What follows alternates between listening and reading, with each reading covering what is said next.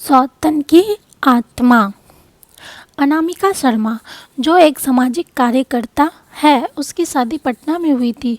शादी के 2 साल में ही उसका तलाक हो गया था। अब वो अपने माता पिता के साथ पुणे में ही रहती है।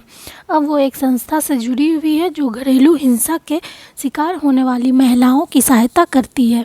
शादी टूटने से कोई भी महिला खुश नहीं रहती, लेकिन शादी करके जुल्म सहने से अच्छा है हम अकेले ही रहें। आज मैं आपको एक भयानक रहस्य बताती हूँ जिस वजह से मेरा तलाक हुआ था। वैसे तो मेरे पति मेरा बहुत ही अच्छा ख्याल रखते हैं, लेकिन जब उसको गुस्सा आता है तो वो एक अजीब इंसान बन जाते हैं।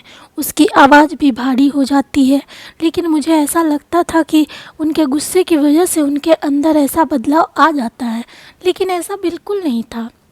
उनके ऐसे भयानक रूप के पीछे की सच्चाई कुछ और ही थी। एक रात को मैं और मेरे पति सो रहे थे।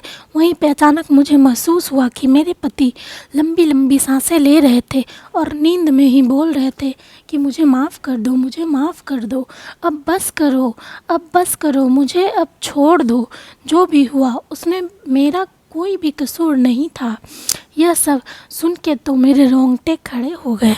मैंने तुरंत ही उनको जगा दिया और पूछा कि क्या बात है, आपसे कौन सी भूल हुई है, आप नींद में क्या बोल रहे थे। मेरे पति ने बात को टालने की कोशिश की और कुछ भी बोले बिना सो गए। मैंने फिर से वही सवाल किया। उस समय वो गुस्से में आके मुझे ज़ोरदार चाटा लगा दिए। ये पहली बार हुआ था कि उन्होंने मुझ पर हाथ उठाया था। उसी रात को मैंने तय कर लिया कि मैं यह रहस्य जान के रहूँगी। दूसरे दिन मैंने अपनी सास से उनके बेटे की कसम दिलाकर सारी सच्चाई के बारे में जान लिया कि हमारी शादी से पहले मेरे पति की दूसरी लड़की के साथ सगाई हो चुकी थी और 3 महीने के अंदर वो सगाई टूट चुकी थी।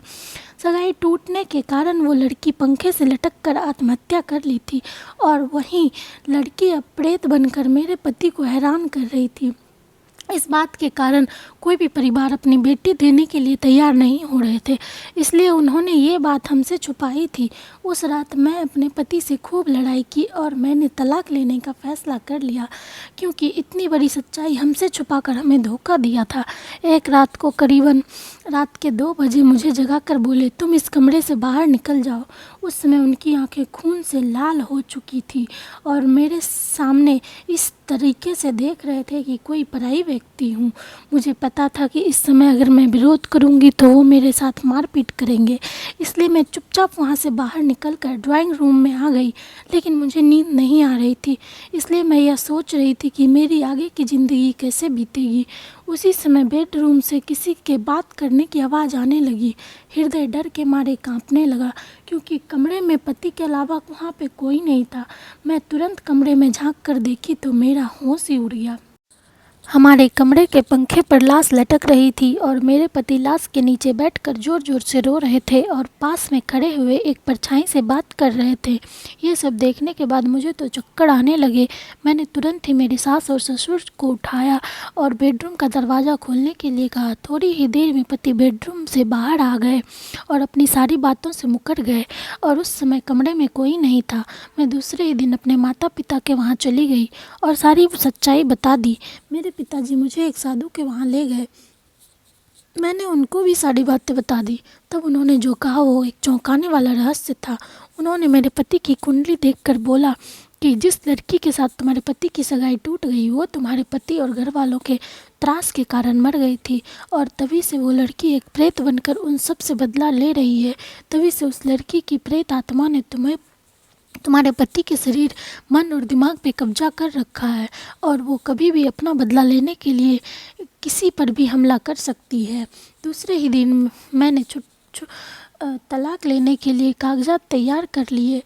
तलाक लेने के बाद मैं उस भयानक वातावरण से बाहर आ गई। मेरी खुशनसीबी है कि मैं जिंदा और सही सलामत हूँ, क्योंकि मुझे लगता था कि मेरे पति और उनकी पहले की मंगेतर मेरी जान भी ले सकते हैं। तो दोस्तों बताइएगा, क्या मैंने ये फ़ैसला सही लिया? अगर आप लोगों को मेरी कहानी पसंद आई हो तो प्लीज़ लाइक, शेयर और कमेंट कर दीजिएगा और ढेर सारा सब्सक्राइब कर लीजिएगा, ताकि आपको नई नई कहानियाँ मिलती रहे। ओके, धन्यवाद।